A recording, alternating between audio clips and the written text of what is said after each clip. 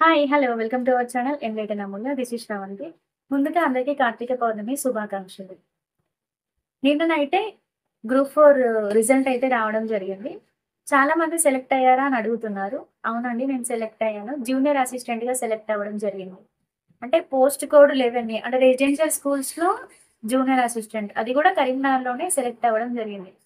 అంటే చూడండి, నేను ప్రీవియస్‌గా చేసిన వీడియో అంటే జీఆర్ఎల్ రిలీజ్ అయిన తర్వాత అసలు జాబ్ వస్తుందో రాదో అన్న స్టేజ్ నుండి ఇప్పుడు జాబొచ్చింది. అది గూడా కరీంనగర్‌లోనే వచ్చింది. ఎంత అదృష్టం గదా! బట్ ఇంత అదృష్టం ఉన్నా గూడా నేనైతే ఇప్పుడు రిగ్రెట్ ఫీల్ అవుతున్నాను. ఎందుకంటే అసలు అన్‌విల్లింగ్ అనే ఆప్షన్ ఒకటి ఇస్తారని చాలా మంది చెప్పడం జరిగింది. మా ఫ్రెండ్స్ గూడా కాల్ చేసి అక్క ఒకవేళ అన్‌విల్లింగ్ ఆప్షన్ ఇస్తే ఇవ్వండి అని చెప్పారు. ఖచ్చితంగా ఇస్తానని చెప్పాను. నేనే గాదు ఇంకా వేరే వాళ్ళకి గూడా అన్‌విల్లింగ్ అనే ఆప్షన్ ఉంటే జాబ్ వచ్చిన వాళ్ళు అన్‌విల్లింగ్ అనే ఆప్షన్ ఇస్తాము, ఇవ్వాలి అని చెప్పాను. నేను యూట్యూబ్‌లో పోస్ట్ కూడా చేయడం జరిగింది ఒకటి మామూలుగా గూగుల్ షీట్ లాంటిది అట్లొస్తే అన్‌విల్లింగ్ ఫార్మ్ అని ఉంటే అన్‌విల్లింగ్ అనే ఆప్షన్ ఇవ్వండి. అంటే అదర్ దాన్ గ్రూప్ 4 కానిస్టేబుల్ గాని, ఎస్‌జిటి గాని, స్కూల్ అసిస్టెంట్స్ గాని, గురుకుల గాని ఏ జాబ్ వచ్చినా గూడా గ్రూప్ 4ని మనం క్విట్ జేస్తే గనక మన వెనకాల ఉన్న ర్యాంక్ వాళ్ళకైనా జాబ్ వస్తుంది. కానీ గవర్నమెంట్ ఒకసారి ఆలోచిస్తే అయిపోతుంది. ఎందుకంటే ఇప్పుడు గురుకులాలో రిలీవ్ ఇస్తా అని ఇవ్వలేదు. హైకోర్ట్ చెప్పినా గూడా దాన్ని ఇంప్లిమెంట్ చేయలేదు. కనీసం అక్కడి దాకా ఎళ్ళక ముందే ఇది డిసైడ్ అయింది కాబట్టి ఒక్కొక్కరికి ఆల్రెడీ సెటిల్ అయ్యి ఉన్నారు గాబట్టి, ఒక్కసారి ఆలోచించి ఎవరికైనా అన్‌విల్లింగ్ ఉందా అని ఒక్క ఆప్షన్ ఇస్తే చాలా మంది క్విట్ అయితుండే నాలాంటి వాళ్ళకి. సో, దానివల్ల ఇంకా కొద్ది మందికి జాబ్ వచ్చే అవకాశం అయితే ఉంటుండే. కానీ ఏం చేద్దాం బ్యాడ్ లక్. ఇది నా చేతిలో అయితే లేదు. అంటే మీరు అనుకోవచ్చు, మీకు ఆల్రెడీ 2 జాబ్స్ వచ్చినాయి గదా! గ్రూప్ 4కి ఎందుకెళ్ళిర్రు అంటే, యాక్చువల్‌గా గ్రూప్ 4 వెరిఫికేషన్‌కెళ్ళే టైంకి నాకు ఇంకొక్క జాబ్ గూడా కన్ఫర్మ్ కాలేదు. ఏ ఒక్క జాబ్ కన్ఫర్మ్ అయ్యి ఉన్నా నేను ఖచ్చితంగా వెరిఫికేషన్‌కైతే వెళ్ళేదాన్ని గాదు. ఎందుకంటే మీ అందరికి తెలిసే ఉంటుంది. నా వీడియోస్ ఫాలో అయ్యే వాళ్ళకి. గురుకులాల్లో నేను టాప్ ర్యాంక్‌లో ఉన్నా గూడా నాకు నేను 1:1 selected candidate. But due to B Tech అని ఏం చేశిండు మమ్మల్ని విథ్ అయితే పెట్టడం జరిగింది. సో, ఆ పోస్ట్ ఇస్తారా? ఇవ్వరా? అనేది చాలా చాలా డైలమా ఉండేది. మేము దానికోసమయితే చాలా ఫైట్ చేయడం జరిగింది. హ్మ్. సో, ఇంకా అది కన్ఫర్మ్ కాలేదు కాబట్టి అప్పుడు మేము గ్రూప్ 4 వెరిఫికేషన్‌కైతే వెళ్ళాల్సి వచ్చింది. ఒకవేళ అంటే గవర్నమెంట్ అప్పుడే మాకు అందరితో పాటు గురుకుల జాబ్ ఇచ్చేసి ఉంటే, అపాయింట్‌మెంట్ తీసుకొని ఉండి జాబ్ కన్ఫర్మ్ అయ్యి ఉంటే ఖచ్చితంగా నేను గ్రూప్ 4 వెరిఫికేషన్‌కి వెళ్ళకపోయేదాన్ని.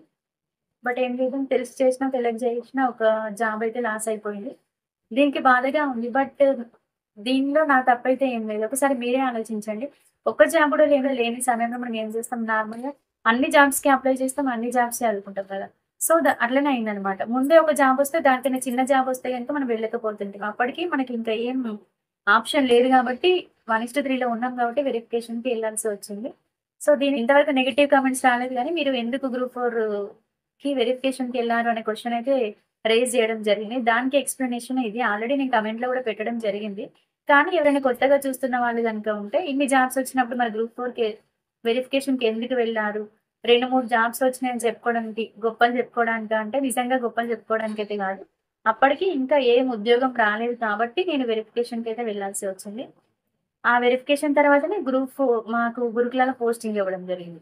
మీ అందరికి తెలిసే ఉంటుంది. గురుకులాలో జాబ్ చేస్తూనే నేను డీఎస్సీ ఎగ్జామ్ అయితే రాసాను. డీఎస్సీ కూడా సెలెక్ట్ అయ్యడం జరిగింది. ఇప్పుడు గ్రూప్ 4 ఫ్రెష్‌గా గ్రూప్ 4 రిజల్ట్ నిన్నొచ్చింది. ఆ రిజల్ట్ వచ్చే ముందు కూడా అన్‌విల్లింగ్ ఆప్షన్ ఇస్తారని అన్నారు. బట్ ఇవ్వలేదు. ఎందుకు ఇవ్వలేదో నాకు కూడా తెలీదు. ఇస్తే బావుండు. ఇస్తారని నేను ఆశించాను. బట్ కుదరలేదు. కానీ ఏం చేద్దాం ఒక్కొక్కసారి అలా జరిగిపోతుంటది. So, no problem. So, select అయిన వాళ్ళందరికీ కంగ్రాచ్యులేషన్స్. సెలెక్ట్ కాని వాళ్ళు ఎలాంటి డీలా పడాల్సిన అవసరం లేదు. నెక్స్ట్ వీక్ ఎల్లుండి గదా! 17కి గ్రూప్ 3 ఎగ్జామ్ ఉంది. గ్రూప్ 3 ఎగ్జామ్ రాసే ఆస్పిరెంట్స్ అందరికి ఆల్ ది బెస్ట్ అండి. మంచిగా రాయండి. ఎటువంటి టెన్షన్ పెట్టుకోకుండా రాయండి. మీరు ఇన్ని రోజులు చదివింది ఒక ఎత్తు. ఆ ఎగ్జామ్ ప్రెజెంటేషన్ అనేది ఒక ఎత్తు. సో, మీరేం చదివారన్నది గాదు. మీ ప్రెజెంటేషన్ ఎలా ఉందనేదే మన జాబ్‌ని డిసైడ్ చేస్తుంది. సో, నేను ఇన్ని రోజులు చదివినా, నేను సంవత్సరం చదివినా, నేను నెల రాసినా, నువ్వెన్ని రోజులు చదివినావు అనేది ఎవ్వరు ప్రశ్నించరు. ఫైనల్‌గా జాబ్ వచ్చిందా లేదా? జాబ్ రావాలంటే ప్రశాంతంగా రాయండి. ఎటువంటి కన్‌ఫ్యూజన్స్‌కి లోనవ్వాల్సిన అవసరం లేదు. నర్వస్ కాకండి, టెన్షన్ పడకండి. వచ్చినయి పర్ఫెక్ట్‌గా పెట్టండి. రాని వాటి కోసం, తెలియని క్వెషన్ కోసం టైం అస్సలు వేస్ట్ చేసుకోకండి. మాక్సిమం 150 క్వెషన్స్ ఉంటే 150 క్వెషన్స్‌ని అటెంప్ట్ చేసే ప్రయత్నం చేయండి. క్వెషన్ పేపర్ మొత్తం చూడాలి. అంటే ఒక పేపర్ లీవ్ చేసినా, లాస్ట్ క్వెషన్స్ చూడలేదు. ఇటువంటి సిట్యుయేషన్స్ అనేది సీరియస్ యాస్పిరెంట్ నుండి ఖచ్చితంగా రావద్దు. ఎందుకంటే మనం రాసేదే జాబ్ రావాలని అంత కష్టపడి చదివినప్పుడు ప్రజెంటేషన్ కూడా 100% ఇవ్వాలి. 100% ఎఫర్ట్ పెట్టి ఎట్లా చదివినామో ప్రజెంటేషన్‌లో 100% ఎఫర్ట్స్ ఉంటేనే మనకు జాబ్ అనేది ఈజీగా వస్తుంది. సో, ఇదే అండి నేను చెప్పదలుచుకున్నది. ఇంకా టెట్ ఎగ్జామ్ గూడా వస్తుంది. టెట్‌కి గూడా అందరూ ప్రిపేర్ అవ్వండి. డీఎస్సీ వాళ్ళు చెప్పాను గదా! ఆల్రెడీ 100 కన్నా బిలో ఉన్న వాళ్ళు ఎగ్జామ్‌కి ప్రిపేర్ అవ్వండి. 100 కంటే ఎక్కువ ఉన్నవాళ్ళు డైరెక్ట్ డీఎస్సీకి ప్రిపేర్ అవ్వండి. No problem. కానీ టెట్‌కి అప్లై చేయండి. ఒక 10, 15 డేస్ ముందు టెట్‌కి ఇంకా డీఎస్సీకి కామన్ సబ్జెక్ట్స్ చదవండి ఫస్ట్. టెట్ ఎగ్జామ్‌కి ముందు ఆల్రెడీ సైకాలజీ చదివి ఉన్నారు. రివిజన్ చేయండి. ఇంకొకటి ఇంగ్లీష్, తెలుగు ఆ 3 చూసుకోండి. కంటెంట్. నేను ఈ 4 సబ్జెక్టులు 4 త్రీసా 120. 120లో 100+ ఈజీగా వస్తాయి. ఇంకా 30 మార్క్స్ మనం ఉట్టిగా అటెంప్ట్ చేసినా కూడా నెగెటివ్ లేదు కాబట్టి ఎట్లైనా కొన్ని తెలుస్తాయి. జనరల్ నాలెడ్జ్ ఉంటది కాబట్టి. తెలవకున్నా ఏదో ఒకటి కొన్నిగా నడుస్తాయి. సో, 100+ ఈజీగా వస్తాయి. బాగా టెట్ కోసమే టెన్షన్ పెట్టుకొని చదవకండి. మనం టెన్షన్ పడుతూ చదివితే ఏది గుర్తుండదు. రిలాక్సింగ్‌గా చదువుకోండి. ఒకరోజు టైం వేస్ట్ చేయడం మంచిదే. హెల్త్ బాలేనప్పుడు హెల్త్ మీద ఫోకస్ చేయండి. హెల్త్‌ని సెట్ చేసుకున్న తర్వాత చదవండి. ఇటు చదువుకుంటూ నిద్ర లేని రాత్రులు మాత్రం గడపకండి. మైండ్ ఎంత ప్రశాంతంగా ఉంటే మనం చదివే చదువు అంత ఫ్రెష్‌గా ఎక్కుతుంది మైండ్‌లోకి. ఎక్కువ కాలం గుర్తుంటుంది. సో, చదివేటప్పుడు కూడా కొన్ని జాగ్రత్తలు తీసుకొని మంచిగా చదువుకోండి. ఏమైనా డౌట్స్ ఉంటే కింద కామెంట్ చేయండి. నా వంతు ప్రయత్నం చేస్తాను. మన డీఎస్సీ వాళ్ళ కోసమైతే నేను అన్ని సబ్జెక్ట్స్‌కి ఎస్‌జిటి ప్లస్ స్కూల్ అసిస్టెంట్‌కి యూజ్ అయ్యేలాగా పర్స్పెక్టివ్ ఇన్ ఎడ్యుకేషన్స్ అయితే కొన్ని వీడియోస్ చేయడం జరిగింది. అవి చాలా చాలా ఇంపార్టెంట్ కమిటీస్ అండ్ కమిషన్స్. అంటే వాటిని ఈజీగా ఎలా గుర్తుపెట్టుకోవాలనైతే చేయడం జరిగింది. చూడండి. ఇంకా 10థ్ క్లాస్‌కి సంబంధించిన ట్రిగ్నోమెట్రీ గాని, అది కొంచెం చాలా మందికి ఇష్టం ఉండదు. సో, దాని బేసిక్స్‌తో పాటు అన్ని ప్రాబ్లమ్స్ అయితే సాల్వ్ చేయడం జరిగింది. ఒకసారి చూడండి. దాంతో పాటు మన మ్యాథ్స్‌కి సంబంధించి కొన్ని ట్రిక్స్ అవి ఇవి వీడియోస్ ఉన్నాయి. మీకు నచ్చితే చూడండి. మన మ్యాథమెటిక్స్ వాళ్ళకైతే ఎస్‌జిటి అయినా, మన స్కూల్ అసిస్టెంట్ అయినా మెథడాలజీ యూజ్ అవుతుంది కాబట్టి మెథడాలజీ బిట్స్ బోత్ తెలుగు మీడియంలో, ఇంగ్లీష్ మీడియంలో 2 ఉన్నాయి. అవి కూడా చూడండి. దాంతో పాటు మన యాప్ ఉంది. డౌన్‌లోడ్ చేసుకోండి. మీకు ఏదన్నా స్పెషల్ కోర్స్ కావాలనుకుంటే కూడా మెన్షన్ చేయండి. అది అందించే ప్రయత్నం చేస్తాను.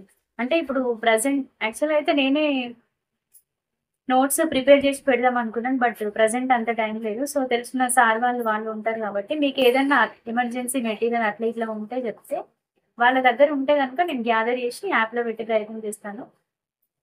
సో, ఇదండి నా జర్నీ. వన్స్ అగైన్ సెలెక్ట్ అయ్యే వాళ్ళందరికీ కంగ్రాచ్యులేషన్స్. సెలెక్టివ్ కాని వాళ్ళు గ్రూప్ 3, గ్రూప్ 2 మీద ఫోకస్ చేసి బాగా చదువుకోండి. Thank you for watching. If you like this video please like, share and comment. And don't forget to subscribe our channel enlighten Amulya. Thank you.